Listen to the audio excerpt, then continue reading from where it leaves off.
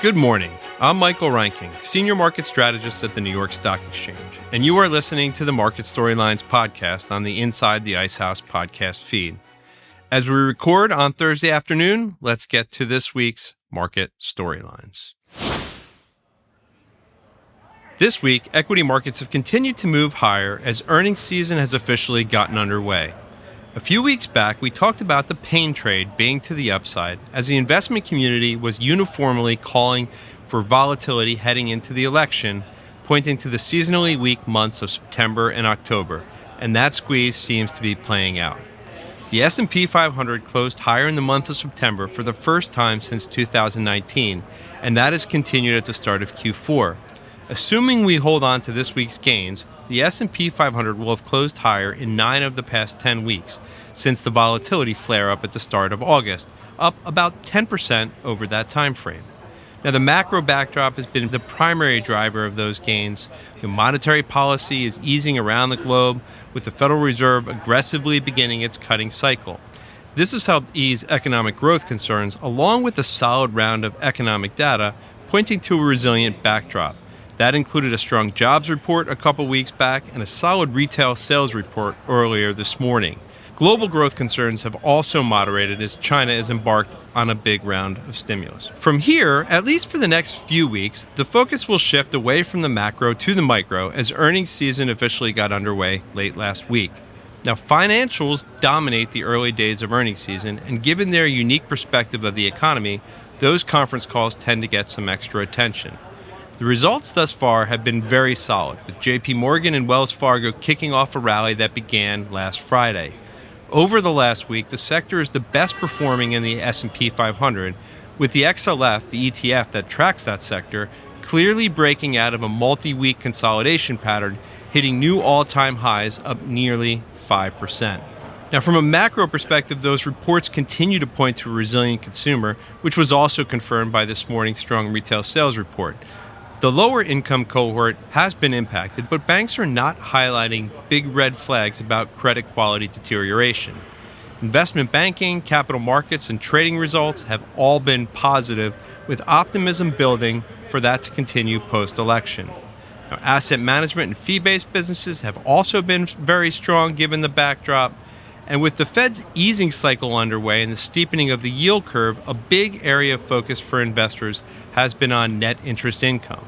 Now, the numbers across the industry have been mostly positive, with multiple management teams suggesting a trough sometime in 2025. Now, there has been some improvement on loan growth, but overall, the demand remains tepid. Broadly speaking, the industry has done a very good job at controlling expenses, which has been key in helping support the bottom line. Now, given it is early days in the reporting cycle, there isn't critical mass to draw conclusions across other sectors at this point. In some cases, we've seen opposing reports, none more paramount than the semiconductor sector this week. On Tuesday, European semi-equipment company ASML accidentally released earnings early, with bookings coming in at half of street estimates, with the company cutting guidance. Now, the management team continued to highlight strong AI demand, but did point to a slower than expected recovery in other markets. Consumer electronics is one of those markets, and once again, looking back at this morning's retail sales report, sales at electronics and appliance stores were down 3.3% last month, one of only 3 categories that fell. Now, ASML's earnings happened to come on the same morning of a media report suggesting that the administration was considering additional restrictions on AI-related chip exports, adding to the weakness in the sector. However, last night, Taiwan Semiconductor released strong numbers, beating on revenues and gross margins, which has the stock up over 10% today and is helping the sector recoup about half of Tuesday's losses. There have been a couple of other notable themes. Healthcare insurance stocks have been under pressure after a couple of companies have highlighted higher medical cost ratios, which are impacting profitability. And there have been some mixed reports within the transportation sector. Airlines have traded very well following their results. However, railroad companies are trading lower after an earnings miss from CSX. The pace of earnings are just starting to pick up. Before the week is out, there are still a couple of impactful reports. Thursday night, we have Netflix, and then Friday morning, American Express and Procter & Gamble, which will both provide some more insight into the consumer.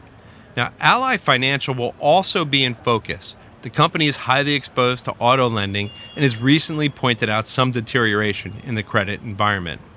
Now, as we look forward to next week, over 20% of companies in the S&P 500 are set to report across a wide range of industries, which will drive the market action next week. Now, keep in mind this Friday is options expiration, which can drive some additional volatility. Now, next week, outside of earnings, the economic data will include the Fed's Beige Book, breaking down regional economic activity, and the global flash PMIs. That's going to do it for today. Hopefully, we're celebrating a Subway series this time next week. Once again, thank you for spending some time with us. Remember to tune in every Friday to the Market Storylines podcast on the Inside the Icehouse podcast feed, and remember to rate and review.